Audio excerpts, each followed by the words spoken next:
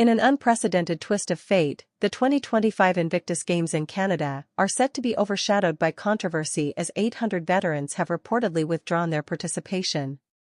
This mass exodus is attributed to the polarizing figure of Meghan Markle, whose involvement with the Games has sparked a firestorm of criticism and discontent among the very veterans the event aims to honor. Meghan, once seen as a beacon of change, now finds herself at the center of a storm that threatens to undermine the integrity and purpose of the Invictus Games. From the outset, Meghan Markle's association with the Invictus Games had been met with skepticism. Many veterans felt that her high-profile presence turned what was once a solemn tribute to resilience and recovery into a spectacle of celebrity culture.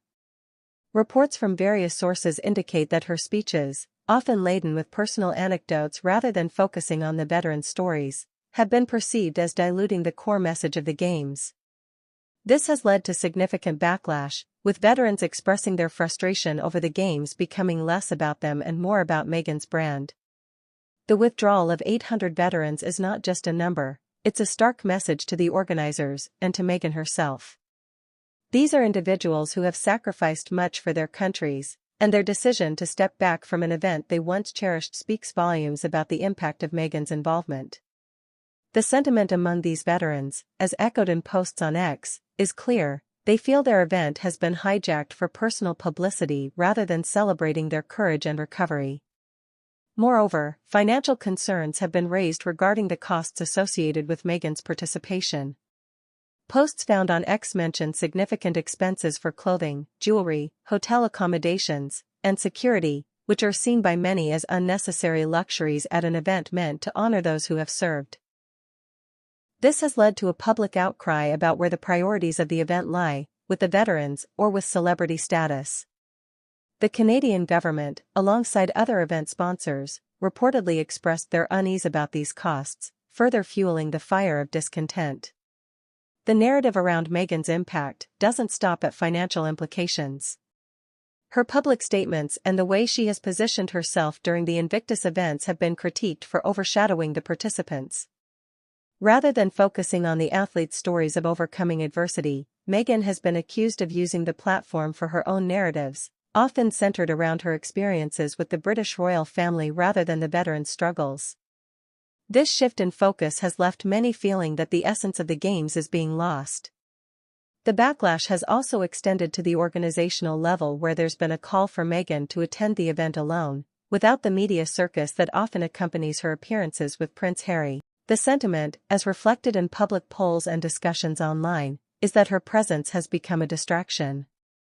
A significant 86% in one poll indicated they do not want Meghan at the Games, highlighting a dramatic shift in public and participant perception from when she first joined the cause. This situation has placed Prince Harry in a challenging position, caught between his advocacy for the Invictus Games and his personal life with Meghan. Reports suggest that he has been actively trying to mend the situation, but the damage appears profound. The Games, which he founded to honor the spirit of military service members, are now at risk of being remembered more for this controversy than for the achievements of its participants. Critics argue that Meghan's approach to public events like the Invictus Games lacks the humility and focus needed when dealing with such a sensitive and revered group as military veterans. The transformation of the event's spirit from one of quiet respect and admiration to one of public spectacle has left many veteran participants feeling alienated.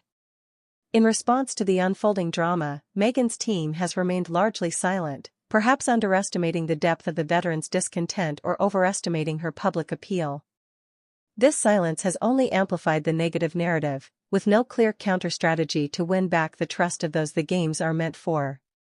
As we approach the 2025 Invictus Games, the focus should ideally be on the incredible stories of recovery, resilience, and camaraderie among the veterans. Instead, it's overshadowed by a debate on celebrity versus substance.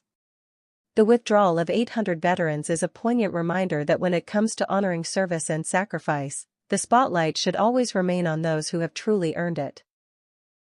In conclusion, this situation with Meghan Markle and the Invictus Games serves as a critical lesson on the balance between celebrity influence and the genuine purpose of humanitarian events. The veterans' decision to withdraw is a heart-wrenching but necessary call for a return to the Games' original ethos, where the real heroes of the day are given the respect and focus they deserve.